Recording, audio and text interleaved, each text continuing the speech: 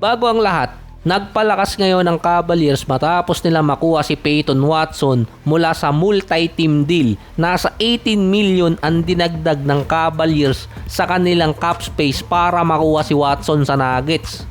Mukhang ayaw ding i-retain ng Nuggets itong si Watson at nag-iipon ng draft picks. Parang inasar pa ni Christian Braun itong si Watson dahil kinongratulate niya after makakuha ng 88 million sa 4 na taon, na merong at least 20 million pataas na kontrata. Pinangalanan kasi ng kampo ni Watson na gusto nilang kontrata ay halos katulad or mas malaki pa sa kontrata ni Brown.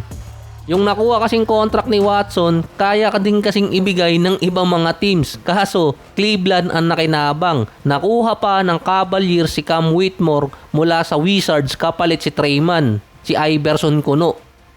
Si Max Strus naman papuntang Clippers at mapupunta sa Nuggets ang 2031 first round pick at isang second round pick. Mababa yun para dito kay Watson, parang naka-jackpot yung Cleveland. Na parang halos pinamigay na lang ng Denver si Watson para makabawas ng kontrata dahil next year meron ulit silang babawasin na player. Nakatodo na kapag hindi pa nakapag-finals itong Cavaliers, ewan ko lang. Dahil in papers, ang backcourt nila si Harden at Donovan Mitchell. Sa ngayon kasi wala pa si Harden talagang contract. Frontcourt naman nila Mobley at Jarrett Allen, dalawang defensive player. Tapos meron ka pang two-way player na small forward si Peyton Watson. Meron ng tagabantay si James Harden kapag tinatamad yan dumepensa. Meron pang Jalen Tyson na nag-i-improve pa sa lineup nila. At meron din namang mga role player pa yung Cavaliers. Si Sonya naman baka pang NBA na rin yung laro. Nag-MVP na sa Europe Kung ilalagay din sa power ranking ng East, at least top 3 or top 4 yung Cavaliers. Dahil sa Knicks, Sixers, meron pa tong Atlanta Hawks, yung Miami, may kulang pa sa kanila kahit may Giannis at Adebayo. Yung Cleveland, kumpleto sa lineup in papers. Pero technicality, si James Harden hindi pa kasi nakasign. Kailangan di umano magpababa ni Harden ng contract. Kasi kapag nag-sign si Harden ng above 35 million, lalagpas ang Cleveland sa tax apron. Naubos kasi yung kanila din first rounder. Pwede ang 30 million kada taon kay Harden, pero nakadepende sa kanya kung magkano ang kukunin para hindi lumagpas ang second tax. Dahil pwede pa nilang makuha si DeMar DeRozan sa minimum contract. Interesado rin kasi ang Cavaliers sa kanya. Panlaban in papers yung lineup nitong Cleveland. Sa ngayon kasi, in papers muna pero kailangan din nila mag-alay para sa sumpa. Kaya panalo sa trade yung Cleveland, kasama na rin doon yung Clippers. Kahit makabalik si Harden or lumipat siya ng ibang team, may another promising player namang nakuha yung Cavaliers. Isang two-way player na kayang bumantay sa best player ng kabilang team. Yung ibang mga fans naman excited agad sa Sockmed at dinidiin na delikado ding mawala si Jokic sa Denver dahil nga kung hindi nila na-retain si Watson. Contract-wise kasi kayang i-retain talaga si Watson kung nabitawan nila si Cam Johnson pero hindi nila ginalaw yung baso. Lalo pa kung si Jokic pipirma next year, mas malaki ang kontrata pwedeng makuha niya. Another 10% agad yun, at least nasa 10 million or 20 million ang madadagdag kada taon. Depende pa yon kung hindi hihingi si Jokic ng Supermax contract. Kahit saang team siya lumipat, makakakuha na siya ng 35%. Kaya sinabi ng ibang mga fans online, panalo din doon ng Golden State sa ginawang trade ng Nuggets sa Cavaliers dahil may pag-asa sila kay Jokic next season. Pero malabo si Jokic na umalis ng Denver Siya na may sabi. Pwera na lang kung siya ang paaalisin ng Denver. Nasa max limit na kasi sila. 3 to 4 years na lang din. Nasa rebuilding process na rin sila.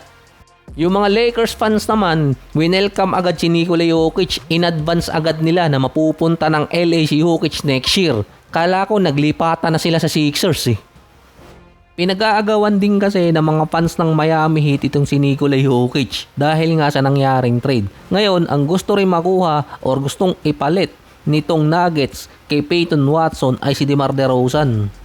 Siya yung pinupugos ngayon ng Denver Nuggets na makuha sa free agency dahil pwede nilang makuha si DeMar sa minimum contract at ma-assign nila ng at least 2 taon. Bukod pa doon, hindi pa nag-uumpisa yung season, binabantayan na itong si Nikola Jokic na mag-payfail yung Denver Nuggets sa susunod na taon para makaalis siya ng Denver at makakuha siya ng ibang mga teams. Pero di umano, talo din ng Lakers sa trade na ginawa ng Cavaliers. Hindi sila kasali sa trade na yun pero talo pa rin sila. Dahil yon sa nangyari dito kay Walker Kessler. At si Watson din yung isa sa mga player na gustong makuha ng Lakers bilang starting small forward. Binigay kasi ng Nuggets sa halos mababang presyo. Yung kontrata kasi ni Mamu plus Grimes at Sexton, pwede kasi nilang makuha si Peyton Watson. Ito ay kung nag-offer agad sila dito kay Peyton Watson dahil hindi kayang tapatan ng Denver yung contract talaga nitong si Watson na inoffer ng Cleveland. In theory, kung hindi nagmadali si Rob Pelinka nung kaka-open pa lang ng free agency at nagtira siya ng isang spot or cap space, baka nakuha nila si Peyton Watson mula Denver. May tira pa kasi talagang cap space yung Lakers. Isa man lang doon kina Grimes, Mamu at Sexton ang hindi nakuha at pwedeng nakuha pa nun itong si Watson mula sa Denver. Kaya sinabihan ng ibang mga analyst mahina sa player management si Rob Pelinka. Magaling siyang kumuha pero hindi niya alam kung ano yung ilalagay talaga sa team niya. Hindi naman di umano nagsisi ang Lakers na hindi nila nakuha si Watson kasi tinodo nila kay Walker Kessler. Kulang pa rin sila ng starting small forward. At ang dinidikit ngayon dito sa Lakers si Patrick Williams, yung naunang Kuminga. Kaya ako nasabing naunang Kuminga or siya yung ninuno ni Kuminga, siya yung player na naalala ko dating nagsabi, ayaw niya ng 20, gusto niya 200 million. Ito yung particular sa contract extension niya dati na hindi naman niya nakuha.